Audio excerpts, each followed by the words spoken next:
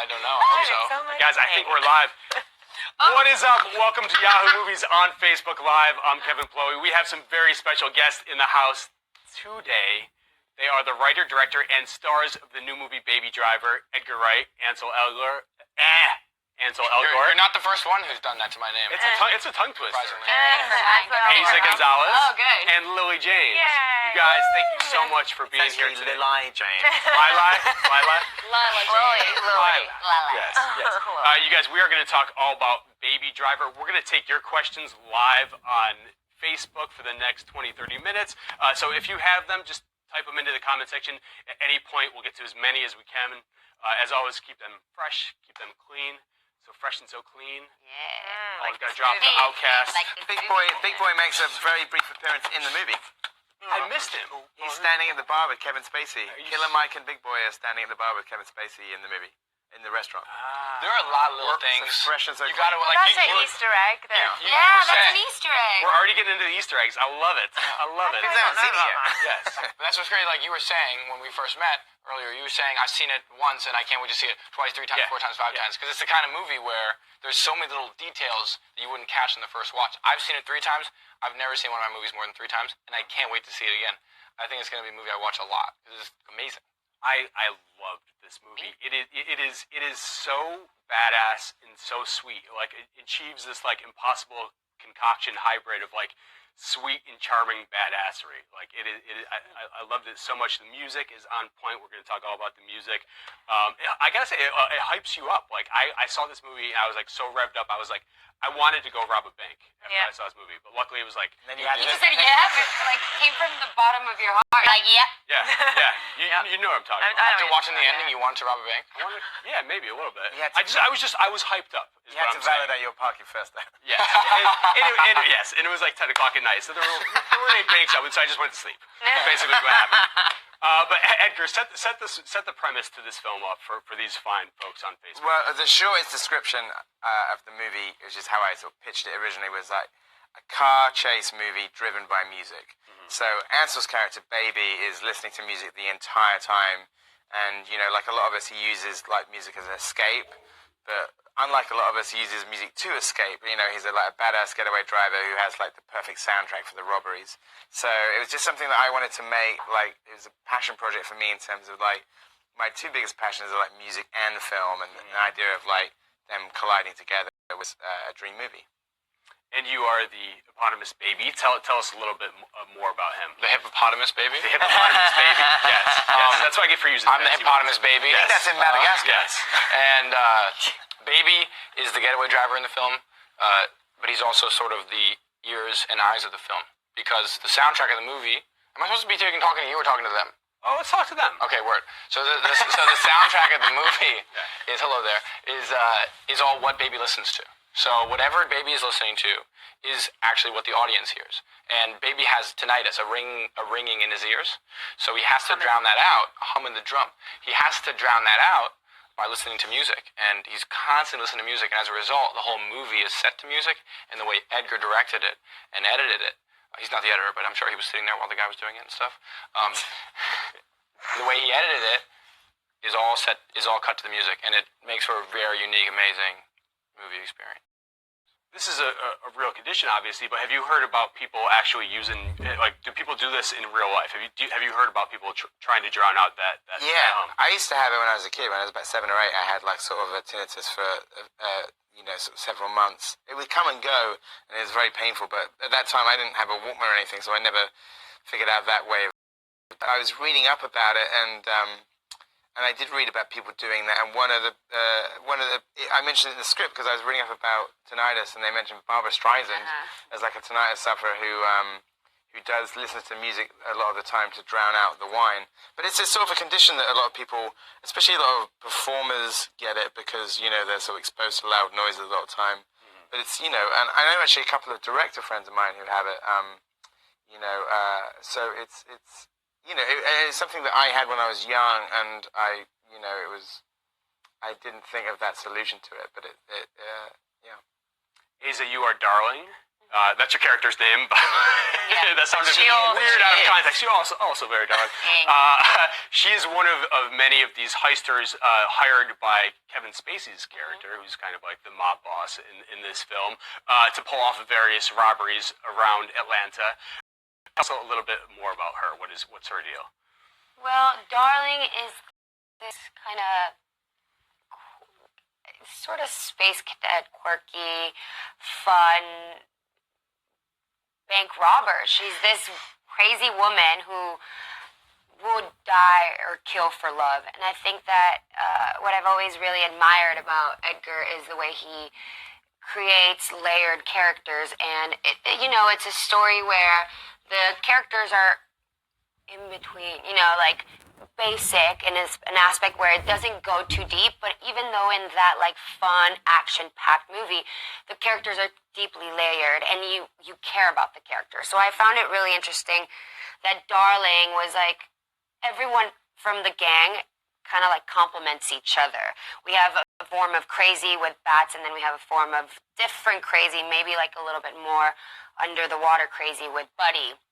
And then you have Darling, which is, I always say, this big question mark. Why is she there? There's just something about her that you really is mysterious and you want to discover, right? And throughout the movie, you get to see that. So it was really fun. And it was also very exciting to be able to play such a strong character among all these very strong male roles and kind of give her things. So Edgar did great with the writing, and everything is a collaboration at the end of the day, and we worked very hard to kind of define the characters, and she became this like very feminine. She's like, "Hi, baby," like da-da-da. Like she's always out there singing and exciting as Deborah, which I love. It's always like this, even though she's kind of dark, she still has this sunshine inside the darker side of the movie. Lily, tell us about Deborah, the waitress you play in Baby Driver. She's sort of quite a dreamy, old school, romantic girl. You kind of get the sense that she's just drifting about in this diner, like rattling around. You never see her really outside the diner until she like goes on the run. Spoiler alert. So she's it's a really, really beautiful romance that develops between Debbie and Baby. And it has got this old school feel, which I love. And yeah, and then she gets pretty badass by the end. She has to sort of put, heavy metal. What's that expression? Metal to the Pedal to the metal. There you go. Heavy to the metal. I'm worst. I don't know why I even tried. We got there. Well, I mean, one of the things I love about this movie, I mentioned how sweet it is. I mean, this romance, like, there's an instant attraction between your two characters, and I think this is one of the most effective things you guys have. Is like you've seen this attempted in other films. Here, it's completely believable from the beginning that these characters are like they're pretty much like immediately in love. What did you guys do to sort of dial up that spark? I felt it was very pure, and they both had emptiness in their life. So when you have emptiness in your life and you're going to a diner early in the morning after you pulled off a heist, and Baby has his only person in his life is his deaf foster dad, who's pretty old, and cooped up in his house. So he goes to the diner, and he has this emptiness, and there's this new girl who's working there, who is obviously absolutely stunning, and Baby can't believe it, and he's shy. And he can't believe it, and he's shy, and he would never say anything. And what's very charming about Baby is that he is very shy, and he's not a ladies' man. He's not smooth, but he's charming in his own way. And they start talking, and this Deborah character, who is like a dream girl because she's so nice and sweet, and she just likes that Baby seems like a pure guy. And they bond over music. They bond over fantasies. They talk about, I'd like to go driving and with nowhere to go. And it's just these simple little words of dialogue that Edgar wrote so brilliantly that make the scenes so pure and simple, but just it's the heart and soul of the movie. And without it, it would be still an amazingly exciting movie, but with this movie with a deep heart. One of my favorite conversations in the film is where they're basically comparing who has more songs written about their names. Obviously, Baby is going to beat Deborah in this case. I can attest to that. When I had my first daughter, we had a baby shower, and I actually made a playlist with nothing but songs with Baby in the title or the hook. Do you have any songs with your name in the title? Kevin, I don't think so. No, I don't got any. No, but there's a lot of baby songs. I mean, this playlist was like 60 songs. I mean, you could like TLC, Baby, Baby, Baby, Supremes, Sonny Baby Jefferson, Love. baby. That's a great Yeah, one. yeah. Ooh, Baby, I Like It Raw. No, that was not in the baby shower playlist. There was no OD. There was no OD. after that. Yeah. Edgar, you said when you introduced the movie on at the screening that I was at on Friday night that this idea came to you 22 years ago. Yeah, I mean, I didn't really know what the kind of like what it even was, but the first track that's in the movie, which is Bell Bottoms by the John Spencer Blues Explosion, I heard that when I was 21, and I would just listen to that song over and over, and I would just think, and this is before I was really a film director, I'd just be like, this is a great car chase song. It'd be a great car chase in a movie. So it was almost like trying to kind of like come up with a movie that could match the badassery of that track. And the thing is, the thing that I sort of imagined back then is not a million miles away from the first 5 minutes of the movie, so it's completely crazy. I still sort of pinch myself thinking, oh yeah, it comes out this month. This thing that I've been like talking about for years and years and thinking about for years and years is actually in cinemas June 28th. But you actually took the concept out for a test drive, so to speak. I don't know how many people know this, but you did a music video. I think it was like 2003 around that. 2003, 2002. Yeah. Mint Royale. Yeah. Where it was essentially the same concept. Yeah. Similar concept. Yeah, and it wasn't like I think some people think that the film is based on the music video, when in truth, I was trying to think up an idea for that music video like 15 years ago, and I 11 o'clock at night before I was supposed to be handing in 9 in the morning, I was thinking, what am I going to do? Oh, maybe I should use this Baby Driver idea. So I was kind of mad at myself initially that I thought I'd squandered the idea on this music video. But the video came out well, and the video, because the guy in it, Noel Fielding, who's famous in a lot of the world from the Mighty Boosh, he became more famous after the video came out. So that video kept rounds and sort of kept going viral like later.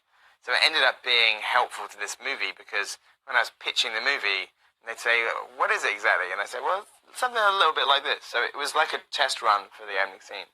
No car chase though. Right. Yes, it's the setup. It's the setup. We'll put a link to that video in the comment sections. Mint Royale Blue Song, if you want to post that so everybody can watch along at home. You make some bold choices, I will say, in this film. We got to talk about the opening credit sequence. Baby, like straight up, like Spider-Man 3's down the street, like sachets down the street, and it works. Somehow it works. Saturday Night Fever. Saturday Night Fever is down the street. Like he does a lot of sashaying in this film, I would say. He kind of glides to me. He always has this music in his ear, and this is even before he falls in love, by the way. He's just kind of moving down the. How did you know that was going to work? Well, the reason I wrote that scene into it was that I like this idea that you've seen like sort of Baby be like the badass getaway driver in the sort of the pre-credit sequence, and then just to really like solidify the fact that he's actually still a kid, is that not only is he the driver, but he's also their gopher. So he's going to get the coffees. So basically, like, you have this badass car chase followed by the coffee run, and then the coffee run is all in one shot where he's listening to Harlem Shuffle.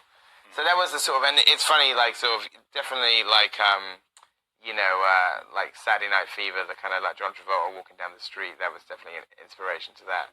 But it's in. I remember the studio at one point questioning that in the script, saying, "Why is there this coffee run sequence?" And I was like, "Oh, it's all going to be in one shot." And I was like, "Okay." And we shot it on the first day of the shoot. It was the first setup that we did, and it's like nearly a 3-minute shot with like Ansel and Lily and lots of extras and cars going past, and so on the first day of the shoot, we did this, kind of mammoth epic shot that was like 28 takes. Well, that would take 21 is in the movie. Is it 21? Wow. Yeah.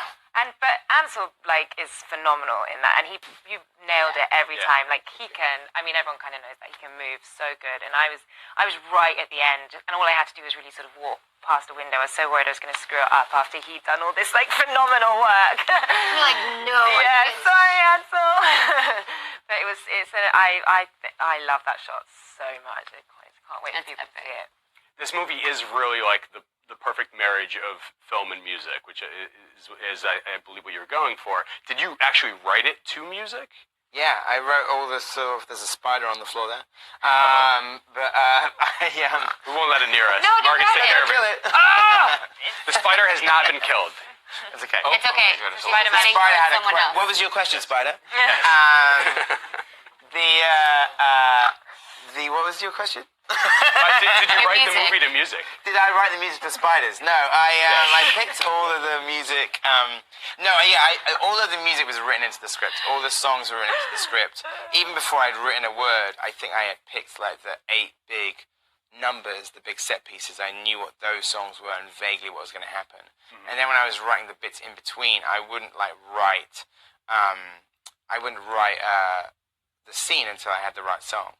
So then, so it was like that thing of I had the sort of shape of the movie, and then I was finding it. So you're almost like DJing the film itself. It feels like a DJ set. That's exactly what. Thank you. Yes. But yeah, that was sort of the DJ idea. Is Edgar. you kind of sort of feeling what song would transition well out of this one.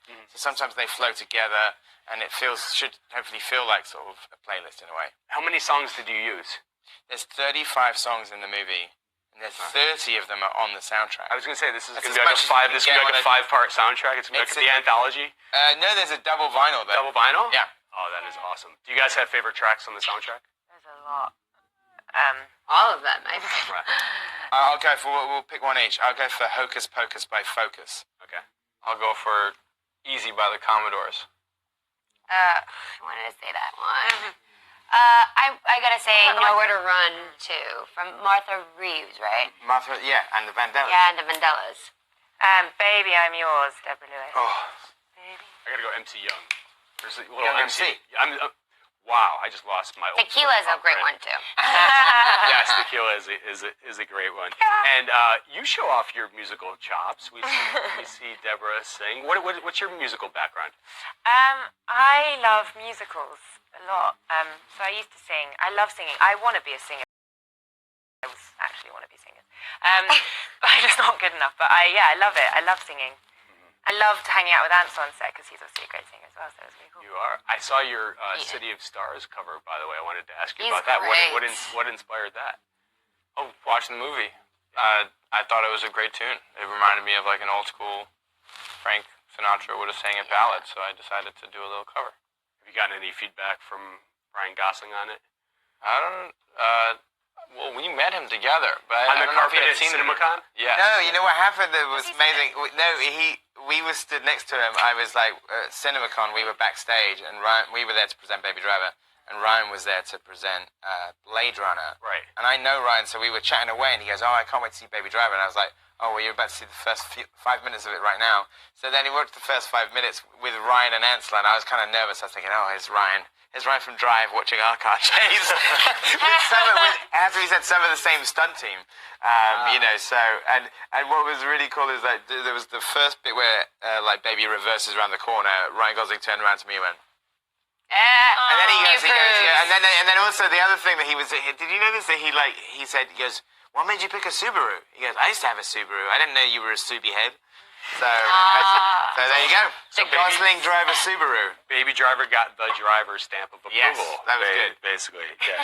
It was funny, because you guys were on the red carpet together at CinemaCon, and I had just seen that video, your cover, and I was going to ask you about it, but no joke, Ryan was immediately to your right, he was doing the next interview. And I was like, I don't want to put him on the spot right here. Let's get to some questions on Facebook Live here. This is from Carrie. What is your favorite movie car chase? Oh, well, there's so many. Okay, I'll give a top. Can I do a top 5 real quick? Okay. The opening of The Driver. Mad Max Fury Road, pretty much the entire 120 minutes. Oh my goodness, the entire movie. Yeah. The end of the Blues Brothers. The last 15 minutes of the Blues Brothers is incredible. Number 2, Steve McQueen and Bullet. But number 1, 46 years old, French Connection. Still the most amazing car chase. Oh, absolutely. And that Dirty Mary Crazy Love, it gave me an amazing list of movies to watch. That's got a sick cast car. Yeah, I mean that's a car chase all the way through as well. It's amazing. And when it explodes and that kind of. We've got to wrap this up in a few minutes. We're gonna do a lightning round of questions because we got to get to a few of these Facebook questions here. This is from Brogan, just kind of general. What was it like working together?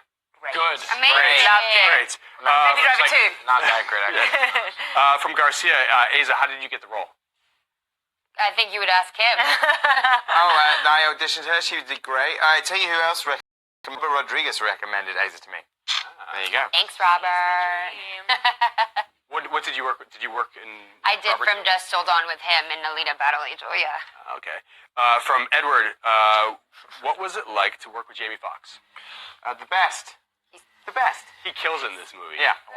His fears. You can answer too. No, sorry. Greta wants favorite musical act. Greta, that's my mom's name. I love that name. Favorite musical it is- act? Favorite musical act as in a band? Or Yeah, whatever? singer, act, Ooh. MC, DJ. My favorite music act? Oh, man. Sia. I can't say my favorite. I have a lot. David Yeah. Bowie, R.I.P. Yeah. I saw Prince, but We saw he was very inspiring. Amazing, yeah. So There's good. so many. There's not one. Kendrick Lamar's really good live. Logic is really good live. Drake's fun too. I've His not new seen album, Drake. Passion Oh, actually, I have so seen Drake. hot. I Yeah, love he's it. fun. I saw him in the Bellagio Fountain. Beyonce. Drake's great. Beyonce. Oh, Beyonce's amazing. Beyonce. She's great. I think we got a top 10 on it. Yeah, we got Yeah. That's good. It's not very good. And Sorry. finally, this is from Adam for Edgar. Any hope for a fourth Cornetto film? Maybe not. I mean, maybe something, but not a fourth. I don't think you can have a fourth in a trilogy. So no. Yes. All good These franchises. days, you coming. definitely All good series coming through. So that's why they call it the Quadrology. Yes. You guys, thank you so much for being here on Thank Yahoo you. Movies on Facebook Live. Thank you for all your questions. Make sure to check out Baby Driver. It's in theaters, or cinemas, as one might say, June 28th. Thank you guys Yes, so don't much. miss it. Go see it in your movie theaters. Props to that spider. Yes. Yeah. Thank you, Spider.